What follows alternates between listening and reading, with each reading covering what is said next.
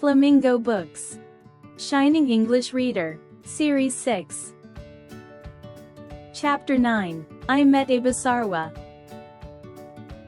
Don't try to drive your vehicle across the Kalahari Desert alone, my friends in the city said. If your car breaks down, you will be stranded for days before anyone passes by. Besides, it is hot and there are insects. Also, what will you do if you meet a Basarwa? My friends told me that the Basarwas had no mercy for travelers.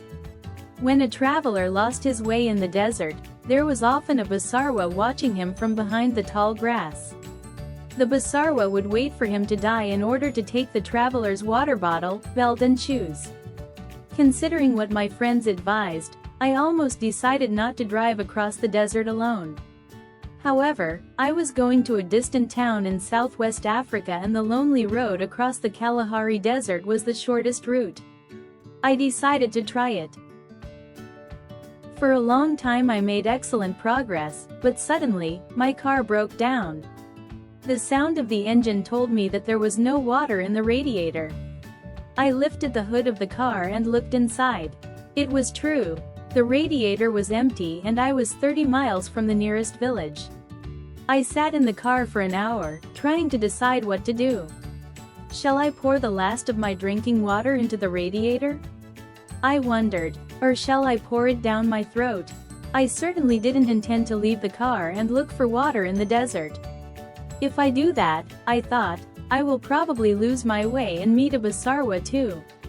So I made as much noise as I could with my car horn.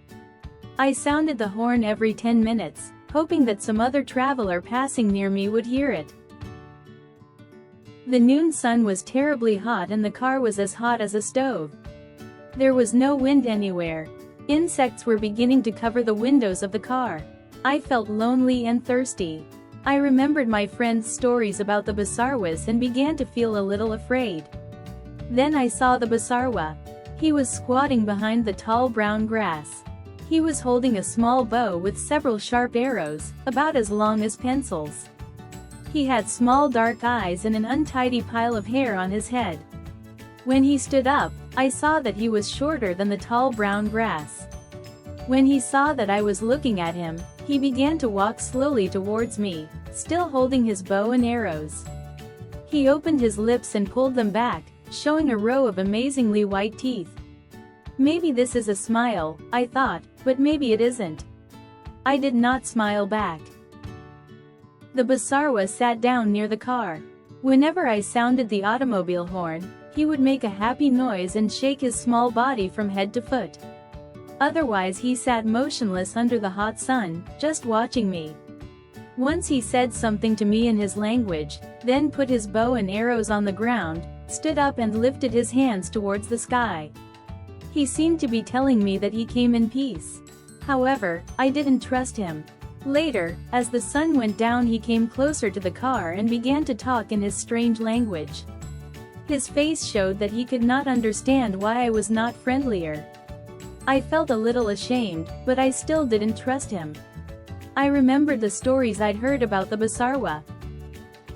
But when evening came, I found that I was rather grateful that the Basarwa was near.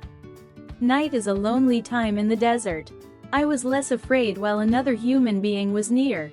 I envied him too. As he made his fire with dry sticks, the night was suddenly cool.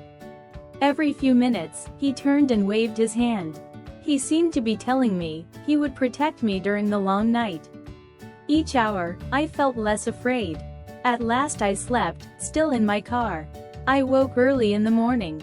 The Basarwa was not squatting on the hood of the car, smiling as usual. I sat up feeling cold. For the first time, I smiled at him too. At that moment, his face changed and he spoke in a happy way. He seemed to be saying, "At last you are beginning to act like a human being. Now we can do something together." I suddenly saw what he had in his hand. It was a small leather bag, full, I hoped, of water. Water. Where did he find it in this desert? Forgetting to be afraid, I opened the door of the car for the first time. He seemed to consider this a sign that I intended to be friendly. Making signs with my hands, I showed him that I needed water for the car. He understood immediately. "Ah," he said. He gave me the bag that he was carrying and I poured the water into the radiator. It was not enough. Then the Basarwa ran to the tall grass and found a long hollow stick. In sign language, he told me to follow. I didn't completely trust him, but I following him just the same. After a short walk, he squatted on the ground and pushed one end of his hollow stick into the sand. I watched, amazed, as he put his lips around the other end of the stick. A moment later, a stream of water came out around his mouth. There was a stream of water under the sand. I ran back to the car for my big water bottle and for half an hour the Basarwa's mouth worked to fill it for me. When the bottle was full, he gave it to me. His happy face seemed to say, "Now you see, we are acting like brothers." I took the bottle back to the car, poured the water into the radiator and then returned to him. The Basarwa's mouth was still working with the hollow stick, but now there was no more water. He began to run around, pushing the stick into the ground, putting his lips around it, but getting only sand in return. After several minutes, he stopped and looked at me smiling sadly. We walked back to the car in silence. I'll take some water out of the radiator and give it to him, I thought. However, I wanted to do something more to show that I was grateful. I took my watch off my wrist and gave it to him.